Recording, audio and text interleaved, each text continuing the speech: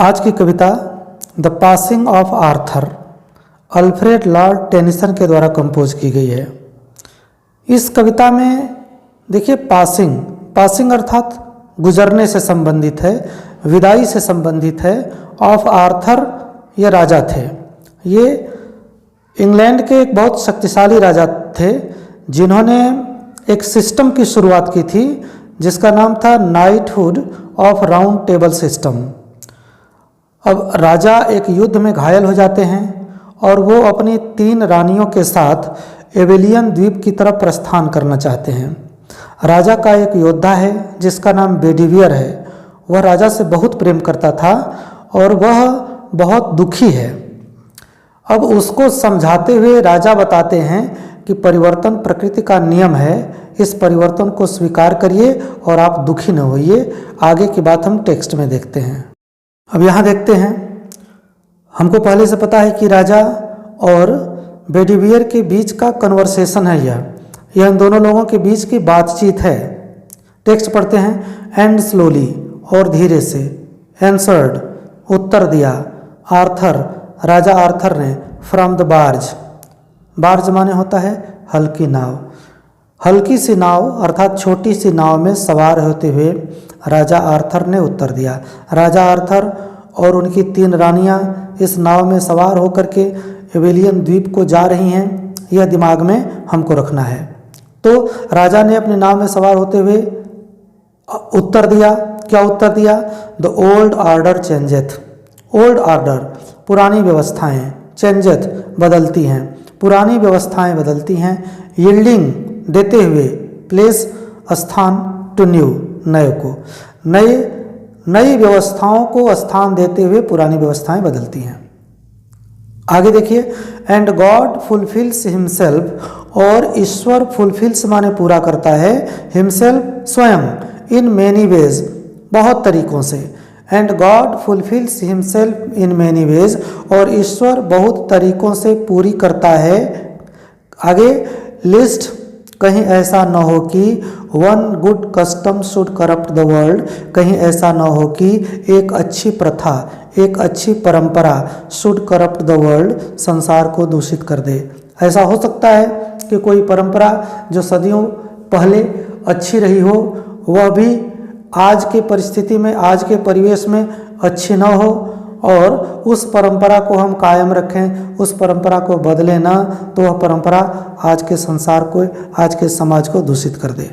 अगली स्टेंजा देखते हैं। कंफर्ट दाई सेल्फ, तुम स्वयं धैर्य धारण करो। कंफर्ट माने आराम, आराम अर्थात धैर्य। दाई सेल्फ स्वयं। यहाँ पर किंग आर्थर बेडिवियर से कहते हैं कि तुम स्वयं धैर्य धारण करो। व्हाट कंफर्ट इज इन मी, मेरे अंदर कौन सा धैर्य है, अर्थात मैं तुम्हें धैर्य धारण नहीं करा सकता हूँ, तुम स्वयं धैर्यवान बनो। आगे देखिए अगली लाइन में। I have lived my life, मैंने अपना जीवन जी लिया है।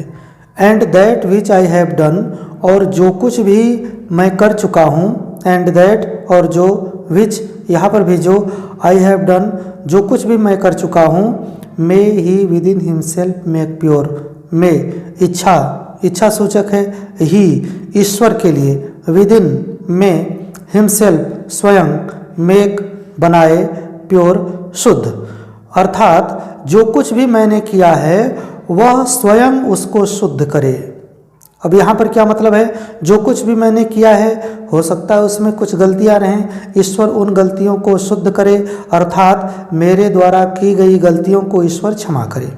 बट दाऊ माने तुम होता है, बट दाऊ लेकिन तुम, if thou shouldst never see my face again, अगर तुम नेवर कभी भी नहीं, सी देखो, माई फेस मेरा चेहरा, अगेन पुनः, अगर तुम मेरा चेहरा पुनः कभी न देखो। प्रे फॉर माई सोल, मेरी आत्मा के लिए। यहाँ पर कहते हैं कि अगर तुम मेरे चेहरे को न देख पाओ तो मेरी आत्मा के लिए प्रार्थना करना। अब यहाँ पर किंग आर्थर प्रार्थना की शक्ति को बताते हुए कहते हैं कि मोर थिंग्स आर रॉट, बहुत थिंग्स चीज़ें, आर रॉट कर दी जाती हैं, बाई प्रेयर प्रार्थना के द्वारा। बहुत सारी चीज़ें संभव हो जाती हैं प्रार्थना के द्वारा, then this world dreams of, जितना यह दुनिया सपना देखती है, प्रार्थना के बारे में जितना यह दुनिया के लोग जानते हैं उससे ज़्यादा काम प्रार्थना की शक्ति के द्वारा कर दिए जाते हैं। वेयरफॉर, इस कारण, अतः, let thy voice rise like a fountain, अपनी आवाज़ को उठने दो। लेट दाई वॉइस राइज, अपनी आवाज़ को उठने दो। कैसे? लाइक ए फाउंटेन, एक फव्वारे की तरह से। देखिए यहाँ पे सिमिली फिगर ऑफ स्पीच होगा।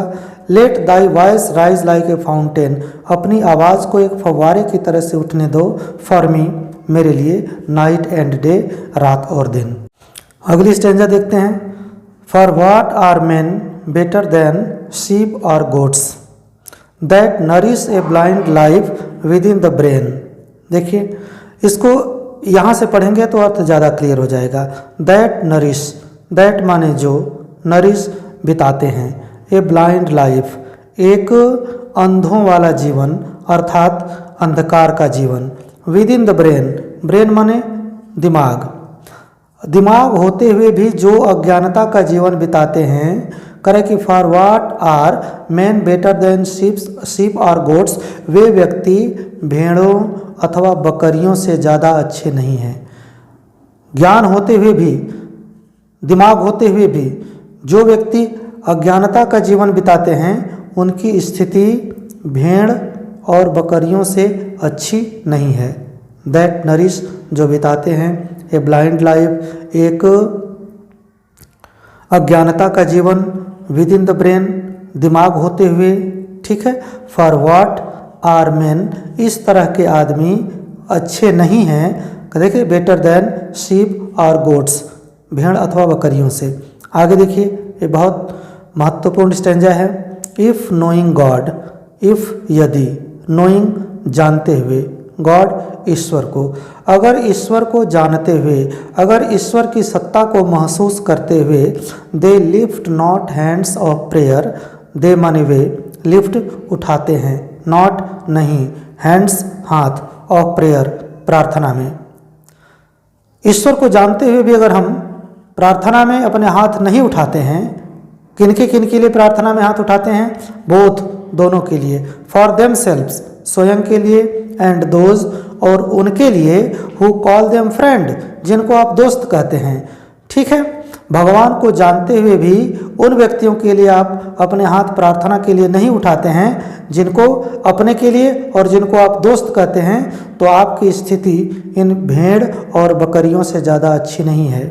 For so the whole round earth, यह पूरी जो धरती है, इज़ एवरी वे, हर प्रकार से, bound by gold chain, bound बधी हुई है, by gold chain, gold chain माने क्या हो जाएगा? सोने की जंजीरों, सोने की जंजीर, इसको हम कह सकते हैं प्रेम की भावना से, about the feet of God, ईश्वर के पैरों से। यह पूरी की पूरी धरती सोने की जंजीरों से अथवा प्रेम की भावना से बंधी हुई है, ईश्वर के पैरों से। बट नाउ फेयरवेल, लेकिन अब मुझे विदा करो। अब विदाई की बात हो रही है और इस यह कह करके कविता समाप्त हो जाती है।